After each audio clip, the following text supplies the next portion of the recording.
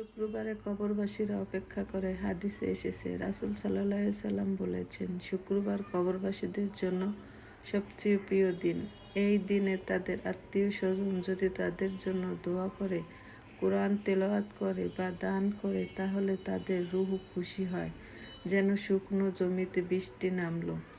এক সাহাবী স্বপ্নে তার ভাইকে দেখলেন, যিনি মারা গিয়েছিলেন। তিনি জিজ্ঞেস করলেন, তোমাদের অবস্থা কেমন?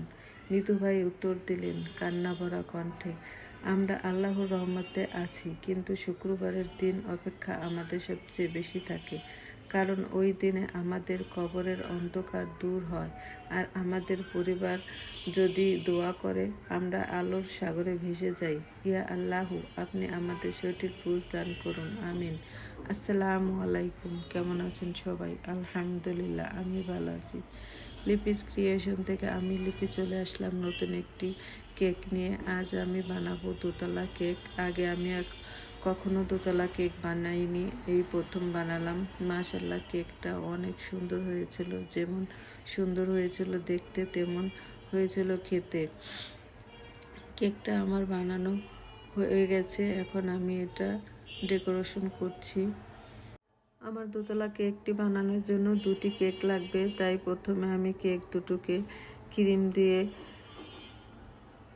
কোট করে কিছুক্ষণ আমি ফ্রিজে রেখে দেবো। একটি হয়ে গেছে, এখন আমি আর একটি করতেছি। প্রথম আমি ভ্যানিলা করেছি, তারপর আমি ছোটোটি করব চকলেট, আর এটি চকলেট দিয়ে আমি বানিয়েছি। এখন কিছুটা চকলেট গানাশ দিচ্ছি এর উপর দিয়ে, এর উপরে ক্রিম দিয়ে, আবার আমি এর উপরে আর একটা পার্ট দিয়ে আবার ক্রিম দিয়ে সম্পূর্ণ কেকটি আমি ঢেকে দিচ্ছি। হয়ে গেছে আমার কোট করা। এখন আমি কিছুক্ষণের জন্য ফ্রিজে রেখে দিয়ে তারপরে আমি ডিজাইন করছি। এখন উপর দিয়ে আমি আবার ক্রিম লাগিয়ে পুরো ফিনিশিংটা দিচ্ছি। ফিনিশিংটা দেওয়া হয়ে গেলে আমি হালকা একটু ফুল দেব, বেশি ডিজাইন আমি করব না। ক্রিম লাগানো আমার হয়ে গিয়েছে, এখন আমি প্রথমটা উপরে আমি দ্বিতীয়টা বসিয়ে দেব। এই জন্য একটু সাপোর্টের জন্য আমি কেকের ভিতর পাইপ দিয়ে নিব, যাতে কেকটা আমার সরে না যায়।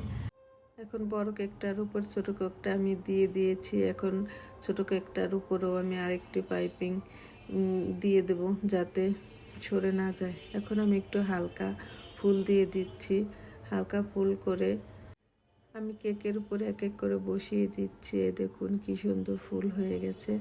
আমার কেকটা অলমোস্ট রেডি। এখন শুধু একটু লেখাটা বাকি আছে। আমার ভাগিনীর জন্মদিন ছিল, আর সেই উপলক্ষে কেকটা বানানো। এখন হয়ে গেছে, নামগুলোও লেখা। ধন্যবাদ সবাইকে এতক্ষণ আমার ভিডিওটি দেখার জন্য। আমার ভিডিওটি যদি ভালো লেগে থাকে তাহলে লাইক কমেন্ট করে পাশে থাকবেন। সবার জন্য শুভকামনা রইল। ধন্যবাদ সবাইকে। আল্লাহ হাফেজ।